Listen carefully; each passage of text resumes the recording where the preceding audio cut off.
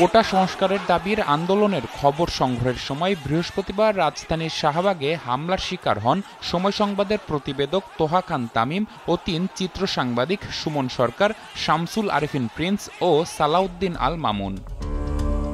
ঘটনার পরপরই সাংবাদিকদের ওপর হামলার ঘটনায় তীব্র নিন্দা ও প্রতিবাদ জানায় বাংলাদেশ ফেডারেল সাংবাদিক ইউনিয়ন, ঢাকা সাংবাদিক ইউনিয়ন, ব্রডকাস্ট জার্নালিস্ট সেন্টার এবং আইন ও মানবাধিকার নিয়ে কাজ করা সাংবাদিকদের সংগঠন ল রিপোর্টার্স ফোরাম।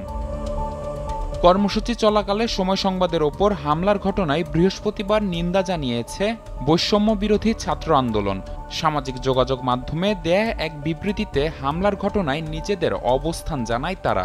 সংবাদ বিজ্ঞপ্তিতে বলা হয়, কোটা সংস্কার আন্দোলনের সময় কিছু অতি উৎসাহী ব্যক্তিরা সময় সংবাদের সাংবাদিকদের ওপর আক্রমণ করেছে।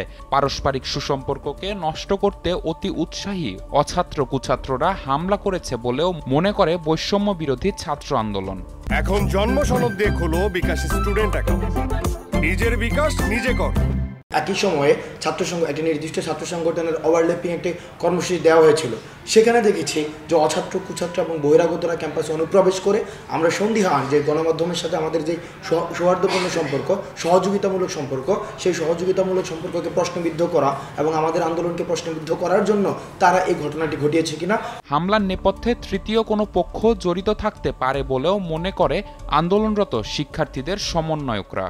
যে ঘটনাটি ঘটেছে আমরা সন্দিহান যে বৈষম্য বিরোধী ছাত্র আন্দোলনের সাথে গণমাধ্যমের যে সৌহার্দ্যপূর্ণ সম্পর্কটি রয়েছে সেই সম্পর্কটিকে বিতর্কিত করার জন্য তৃতীয় কোনো পক্ষ তাদের সুবিধা আদায়ের জন্য বা আন্দোলনটিকে বিতর্কিত করার জন্য এই ধরনের একটি কাজ করে থাকতে পারে। গণমাধ্যমের সঙ্গে পেশাদারিত্বপূর্ণ সম্পর্ক সবসময় অটুট থাকবে বলেও জানায় বৈষম্য বিরোধী ছাত্র আন্দোলন। নিবিড় সাহা, সময় সংবাদ, ঢাকা।